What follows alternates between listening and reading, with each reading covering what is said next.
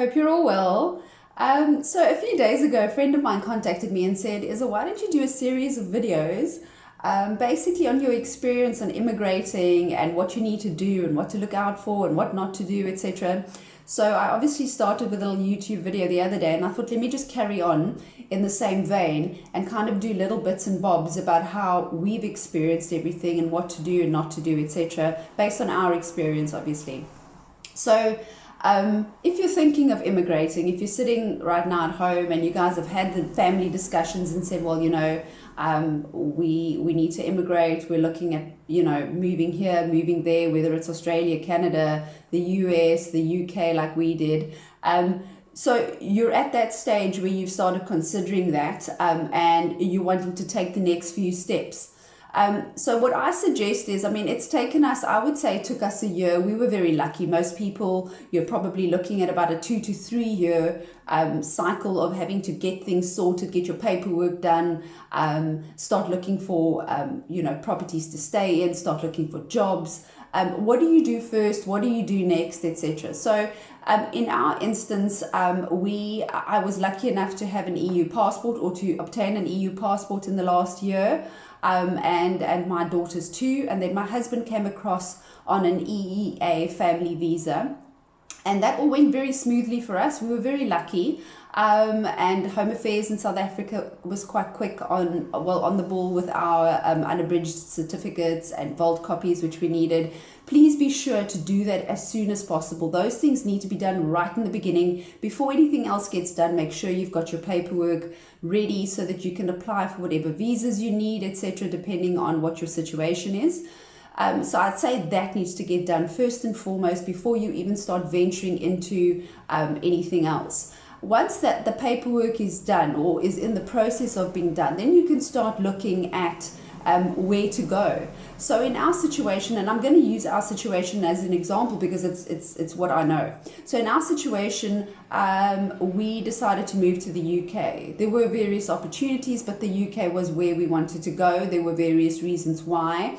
One of the big reasons is obviously the language. You can choose to move to Italy, for instance, but if you don't speak Italian, it's probably going to be an even more difficult move than moving to a country where the first language is the same language as what you speak. So the UK, the US, Australia, New Zealand, those were all options, obviously, because those are going to be easier than moving to a Spain or moving to a Portugal or moving to, well, not for me, but for other people, for instance, or moving to Germany or whatever. So that was the first hurdle, was deciding where to go. The second hurdle is then to decide where you're going to stay in that country. And that often is based on where you get your job. So depending on what you're looking for and what business you're in, you want to kind of look at London and then start spreading yourself out and saying, okay, this is the city, this is where most of the work is probably going to be based. However, you can look just outside of it. Obviously, properties are going to be cheaper the further away you get from a big city. Your lifestyle is probably going to be better too. You're probably going to be, you won't have so much of the hustle and bustle. In our situation, what we did was we looked at the country and we looked at the kind of people we are, and obviously where Wayne was going to be working, because that was our first priority, was where his offices were going to be. And then we had to kind of look around and see, well, what are the places we think we could live in.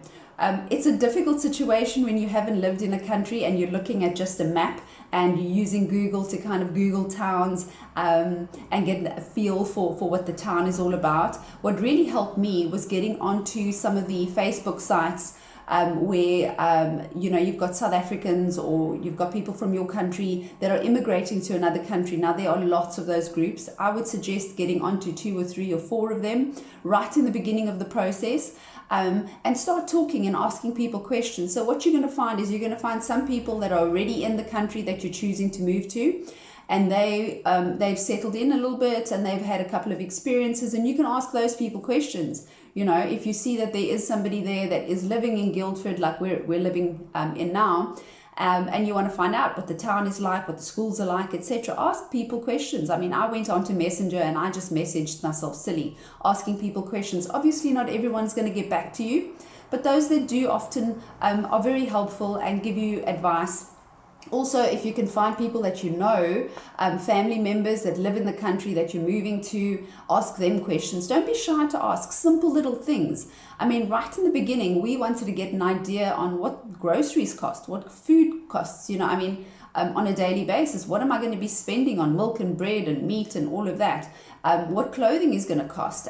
What other expenses are there? What is the transport fees, you know, to get from here to London, from Guildford to London, for instance, on a train or a bus, and what are the different options? So what I would do is right in the beginning is perhaps make a list before you get onto those Facebook groups of the questions that you've got. And maybe then go scrolling through those pages, because you'll probably find other people have asked very similar questions to you, and you can get some information from that. And then obviously start linking up with people and then engaging with them privately, asking them the questions that you want to ask. And gather as much information as you can. We created a little UK folder on our Google Drive where we kind of put in all the information. So what we needed to know about the NHS and schools and towns and the cost of living and all of that. Once you've got all that information, you're feeling a little bit more prepared about the move. It's not feeling so foreign because you've got a bit of an idea on what the steps are going to be. Also, get a good understanding on what you need to do once you've arrived in the country, you know, like what the legalities are about, say, for instance, your driver's license, you know, how does that work? In the UK, for instance, you're allowed to drive on your South African license. You need to go to the post office within a set period of time, and then you can convert your South African license to a UK license. And so we're in the process of doing that. Find out about bank accounts, bringing your pets across. There's so much. And there's a lot of information out there moving. If you're wanting to bring things across, my recommendation is not to bring your furniture across. If you have some sentimental pieces, things that you know you've inherited and you really feel like they're near and dear to your heart and you don't want to lose them, then use companies like 7 Seas, MoveCube. There's so many out there that help transport your goods for you. It is quite costly. Furniture is you can get furniture at reasonable prices. So if you don't need to bring things across, don't. The other thing you need to take into consideration is the size of properties in the country you're moving to. So in the UK, for instance, given the price range that we're able to afford, you can't fit in big furniture into properties like this. Most houses don't even have wardrobes. I mean, we're in an Airbnb right now. You can see a wardrobe behind me. That is a huge thing because you don't find them in the UK. Most of the time you've got to buy your own wardrobes. And obviously bed sizes are different. So if you're bringing your bed across, just realize that you're probably not going to get duvet covers for your bed size, because it's going to be a little bit different. So all of that needs to get taken into consideration. We sold our house with our furniture, so we were really lucky not to have to bring any of it across. And we're currently in an Airbnb. We're moving into our new property on the 15th of December. And so we're buying our things as and when we need to. And it makes a lot of sense. The lounge suites, for instance, you're going to need to look at something a little bit smaller. You can't bring those big, bulky Corrycroft, Waverley, Valance couches from South Africa. They're not going to fit into the properties. A lot of the furniture in the country is also brought in flat packed, or disassembled, so you need to assemble the furniture in the property, and that obviously has got a lot to do with the fact that you've got properties where you're sitting in 3-4 stories sometimes, having to bring things into those tiny little rooms and stuff. So a lot of the stuff has to be assembled in the room. So take that into consideration. Try bringing in as little as possible. When it comes to clothing, I would also then bring in as little as possible. First of all, our clothing is not suited to the UK, for instance. And I mean, depending on the country you're moving to, if the climate is similar, that's a different story. But if the climate is very different, you're going to need to buy things that work for the country you're in. So, I mean, you're going to have boots that are lined with fur and jackets that are lined and things that you wouldn't necessarily buy in South Africa. So probably best to sell up everything you've got there and bring across as little as possible to make your life a lot easier. Some people just come across with the bags that they're able to take on the plane. I've seen many of those people on Facebook, on these little groups that I'm a part of. And there's nothing wrong with that, because you don't need much. And the fact that there isn't a lot of cupboard space, wardrobe space, means that you're going to probably have to end up dumping a whole bunch of the stuff you've brought across anyway. So take that into consideration. I think in the next segment, what I want to talk about is looking at properties and what to do regarding those properties.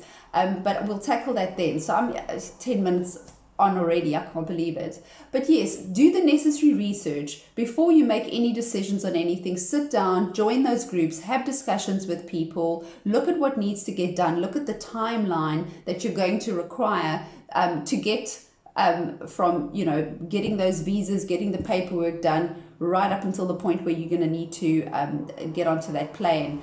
Look at the costs, look at the different times of year. Another important thing to look at is schools.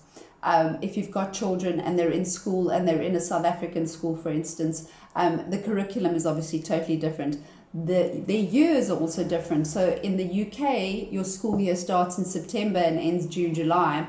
South Africa, obviously, it's January to December. So all of that needs to get looked into. Look into schools. That's very important. We'll discuss that in the next segment. But yeah, that's just a brief overview of step number one. Before you make the move, before you start making any real decisions, do your research. Make sure that you've got a good understanding of where you're moving to and what is required in order to make that move. And yeah, if you have any questions, let me know. If you have any comments, let me know. I hope you're subscribing to my YouTube videos, and I will have lots more happening. I'll try and do one on a weekly basis. Have a great day.